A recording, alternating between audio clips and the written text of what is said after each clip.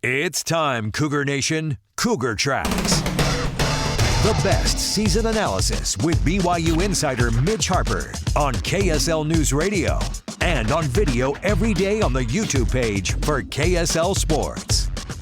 Welcome into Cougar Tracks here on the KSL Sports YouTube and KSL NewsRadio, your legacy home of the Cougars. It's Tuesday, December 30th, and I am your BYU insider, Mitch Harper. We're getting ready for the new year, 2026, around the corner. So much to be excited about with BYU sports. BYU basketball returns to action this Saturday to open up Big 12 play against Kansas State, and BYU football, of course. Well, a lot of speculation around the coaching carousel, and that's our top story today. The top story of the day. The biggest story in the world of BYU sports right here on Cougar Tracks. Still no announcement on Jay Hill. The speculation between Michigan and Jay Hill. There's been reports that Michigan is planning to hire BYU's defensive coordinator, Jay Hill, who's led BYU's defense and been the right-hand man of Kalani Sitake for the past 3 seasons. A lot of speculation building to after tomorrow, where we'll see some announcements happening. Of course, Kalani Sitake noted after the Pop-Tarts Bowl that Jay Hill will have an announcement to make and some decisions from his coaching staff going forward, as he acknowledged that Kyle Whittingham, being the new head man at Michigan, could cause some ripple effects on his staff. This was Kyle Whittingham on potentially targeting Utah and BYU coaches to join him in Ann Arbor in the maize and blue. This was Kyle Whittingham. To be determined. I'm working through that, but I have a plan. That's all I can say is the plan is in place, and we'll see. It should come to fruition in the next week or so. And that's the best answer I can give you to that. Come to fruition in the next week or so. Utah plays in the Vegas Bowl tomorrow at 1:30. Michigan plays in the Citrus Bowl at Camping World Stadium in Orlando, the same venue BYU was at, on Saturday tomorrow as well at 1 p.m. So once both those games are over, then I think we start to see some announcements. And I think there's a lot of panic, a little bit. I don't want to say a lot because I don't want to cast a broad stroke here for BYU fans, but it does feel like Cougar fans are a bit stressed about the possibility of losing Jay Hill. And I've stayed consistent that BYU will be okay. Jay Hill's a brilliant coordinator. And I think Jay Hill's got the potential to be a big-time head coach, just like Kalani Sitake is, just like Kyle Whittingham is. I also think Morgan Scalley is going to be really good at Utah. And I bring up all those names because they come from the same coaching tree, and they have so many similarities, and they all have their unique aspects. And I think Jay Hill is a big-time coach, and I think he's one of the great coordinators that BYU's had. But I looked at some of the numbers because I think, again, Cougar fans look at Jay Hill and think he's the only guy that's had success coaching defense at BYU. I dove into the numbers, looking at scoring defense under Kalani Sitake since 2016. Before Jay Hill arrived in 2023, BYU, as a defense, had 3 years in scoring defense in the top 25. 2016, 14th. 2018, 24th. And 2024th. Now you'll say probably 2020. There's a catch to that. Cobbled up a schedule. And look, we all understand it. It was COVID. BYU just did anything they could to play games. But keep in mind, the recruiting rankings back then, at that time frame, would suggest that BYU, I know as crazy as it sounds because we all know how good of a program BYU is historically, but at that time, in the early years under Kalani Sitake, the recruiting rankings and team talent composite rankings suggested BYU was playing its peers. And they hammered those teams, and there was a lot of NFL talent on that roster. So I don't think it's fool's gold to think that that team was just that good. I think they were an excellent football team in 2020. There were some bad years, too. 2021, outside the top 50, 51st in scoring defense. 2022, where it bottomed out. They go 96th nationally in scoring defense. That was the end of the Elisa Tuiaki era. But before 2022, they were hovering in the top 50 all of those years with Elisa Tuiaki as the defensive coordinator. 14th in 2016, 46th in 2017 with no offense, 24th in 2018, 48th in 2019, 4th in 2020, 51st in 2021, and then it bottomed out, and Kalani made a change. Jay Hill era scoring defense, 96th, same as 2022 in 2023. BYU did not go to a bowl game. And then the last 2 years have been really good. 18th in 2024. I thought that was the best defense, maybe in the Kalani Sitake era. Best defense in the Big 12. And then this year, a little bit of a step back, 22nd in scoring defense in 2025. BYU always gets good coordinators, though. I was looking at the history of BYU's coordinators. Over the last 60 years, you go look at the names that BYU's had at the defensive coordinator position. Jay Hill's among the best. I really do believe that. I think Jay Hill is a brilliant coach. And if there's a Michigan fan watching or listening to this show,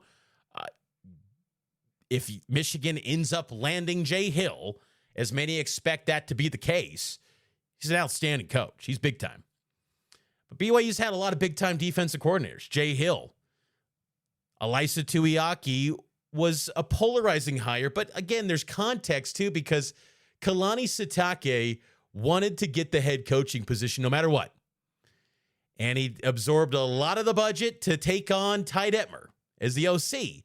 There was not much of a budget for the rest of his staff, and he hired people he knew and trusted. When people say simply, Kalani only hires buddies, it's incorrect. It's just not the case. He wants to make splashes just as much as you do. When he says he's a BYU fan, he thinks like you too. But Kalani Sitake was mixed bag, and it was independence, and you didn't know who you were measuring yourself up against. It was a weird world, but when you looked at the numbers, you're like, it's not awful. But then when it got awful, Kalani pulled the plug on his quote-unquote buddy. Nick Howell didn't have much success at all.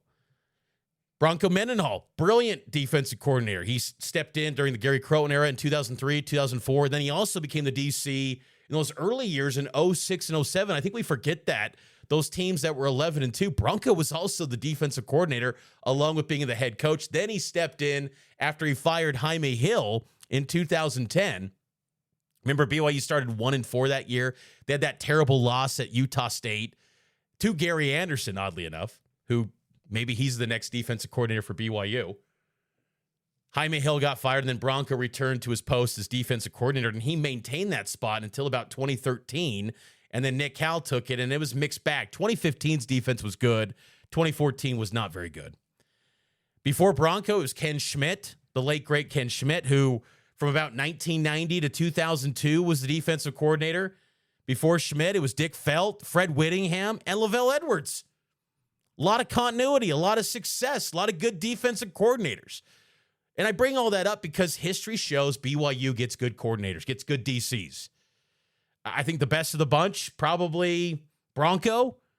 As far as an innovator, Jay Hill right there next in line, and Fred Whittingham was good, Lavelle. I mean, so I bring all this up to say that BYU's going to be okay. If Jay Hill's gone and goes off to Michigan, BYU will be all right. And I think there's definitely options that BYU has to turn to. Even within the program, Gary Anderson, Janelle Guilford, Justin Enna, Kelly Papinga, Chad Kahaha. And then if you want to go outside the bubble, Sean Nua, Tony White with Florida State, recently converted the Church of Jesus Christ of Latter-day Saints. Justin Wilcox is out there. Lance Anderson, former Stanford guy. I don't know. That would be a little bit of a reach to me. His defense is at Utah Tech. He's the head coach down there. Utah Tech's taken a big step back from their days when they had Paul Peterson as the head coach. Remember, Utah Tech rolled into Provo and put up 28 points on BYU's defense in 2022. And again, that was a sign of it bottomed out. Kalani made a change. But he's LDS, so you kind of throw him in the mix. You don't have to be LDS, but again, it helps the cause. You know, I was thinking about this too. A guy that would be the perfect hire and a splash and would get people fired up. It would have been nice if Baylor head coach Dave Aranda had gotten fired in this coaching carousel. And I say that because Baylor's president Dr. Linda Livingstone, she sent out a message to the Baylor faithful when they didn't have an athletic director saying, hey, we're retaining Dave Aranda. I know this is going to create mixed emotions and some strong opinions. It'd been nice if they just fired him. And I say that because Dave Aranda's got a strong relationship with Kalani Sitake. He's worked under Gary Anderson. He's worked with guys like Justin Enna. He's worked with Chad Kahaha. He's even worked with Al Papunu in his coaching career. He's worked with so many guys that have connections to BYU. That would have been an absolute splash, and he's got so much knowledge of the Big 12. That would have made so much sense. But if I'm Dave Aranda, I'm forcing Baylor to fire me because I want that buyout, whatever that buyout is next year. They're a private school, so we don't see the numbers. But that, to me, would have been perfect. Go get a Dave Aranda, and there's a lot of continuity with the staff currently in place that you can retain a lot of guys from a staff perspective, and it's a splashy hire that you probably retain a lot of guys too. But I digress.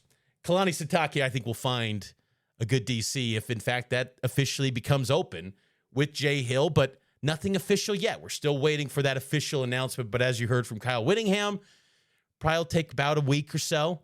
But I would expect after these bowl games, we start to see some movement on some announcements with Michigan, and that could create the potential domino effect that impacts BYU. And Kalani Sitake, history would show he'll respond, and he'll have answers to get BYU in a spot where they're still fielding good defenses, even without potentially Jay Hill as the defensive coordinator. Let's take a break. Let's talk transfer portal as the portal officially opens later this week. What should you know about the portal? We'll hit on that next. It's Cougar Tracks. It's powered by KSL Sports.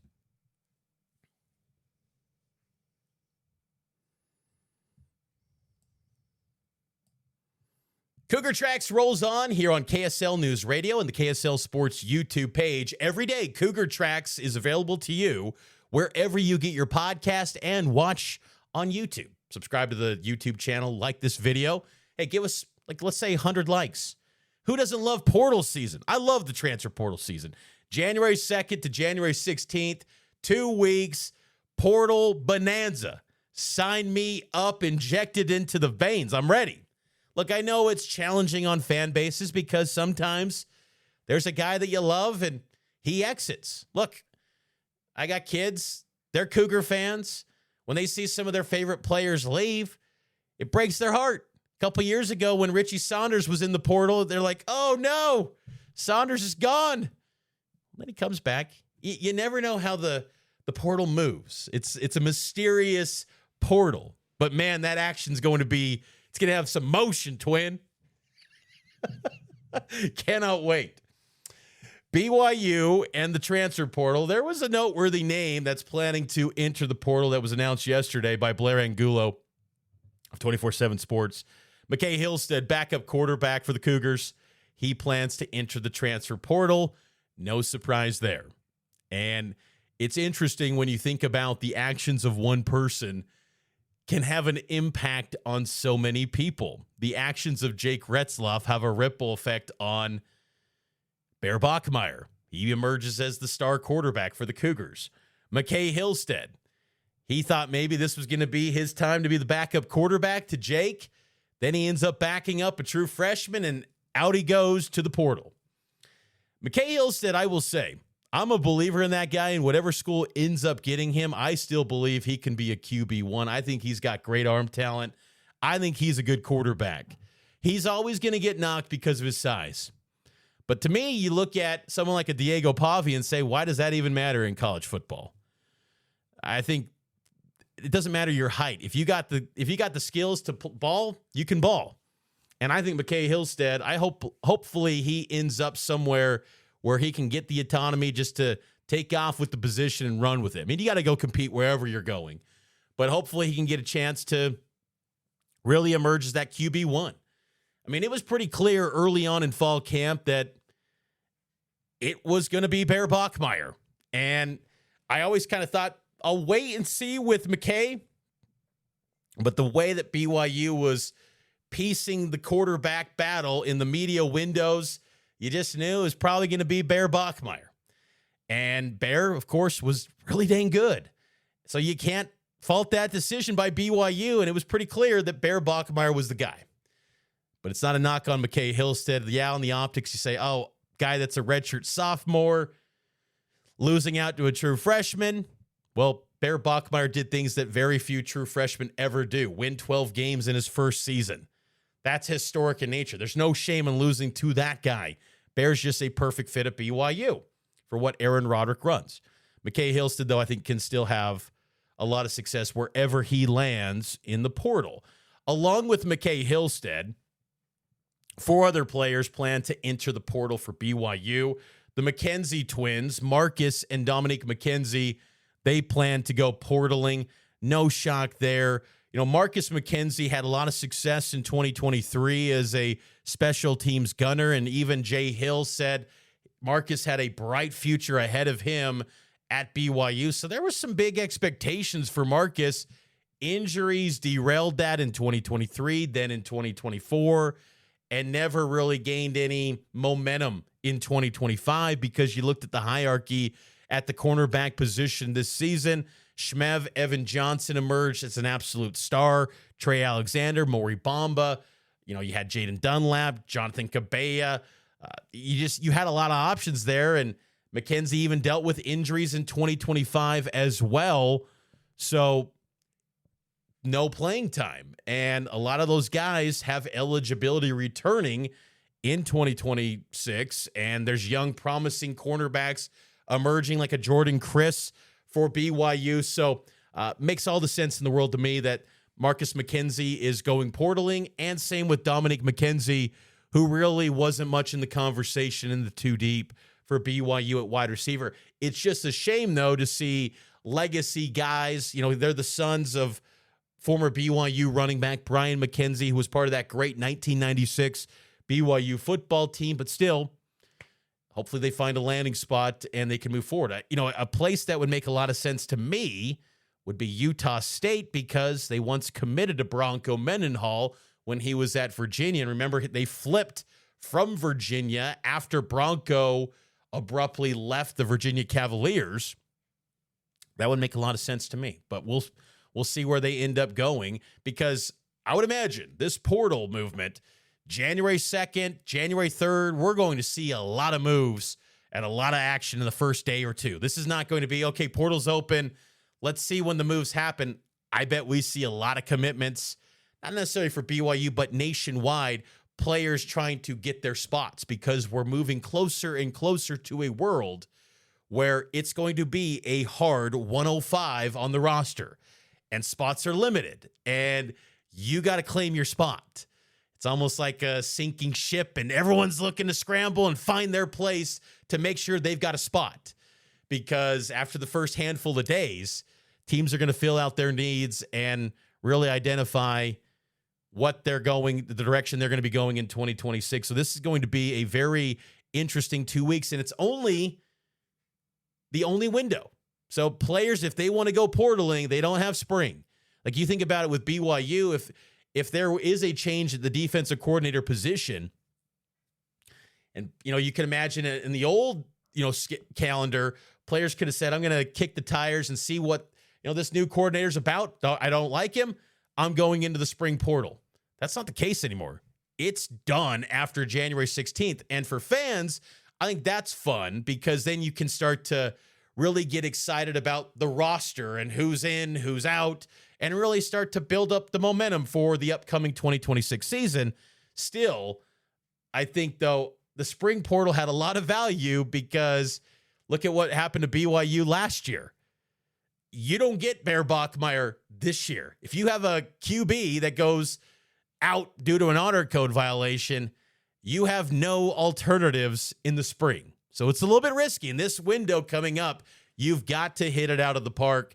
And BYU's been doing their homework to get ready and go on the attack for prospects that plan to enter the portal. So it's going to be an eventful weekend coming up in the world of college football. Other players that plan to enter the portal, offensive tackle Jake Griffin. He was a guy hovering around the 2 deep. I mean, good size, good prospect. You know, he signed all the way back when Jeff Grimes was the offensive coordinator. Older guy, served a mission, red shirt. So it's been a long journey. He's still got 2 years of eligibility remaining, but BYU's got, you know, about 4 or 5 offensive tackles that I think they view in very high regard. So Jake Griffin, he's going to the portal. And then also redshirt LeMason Waller, who sat out this season Dude, he was out this year, and he is off to the portal. Spent 1 year with the program. So those are the 5 players that have announced their intentions by BYU's side of things to enter the portal.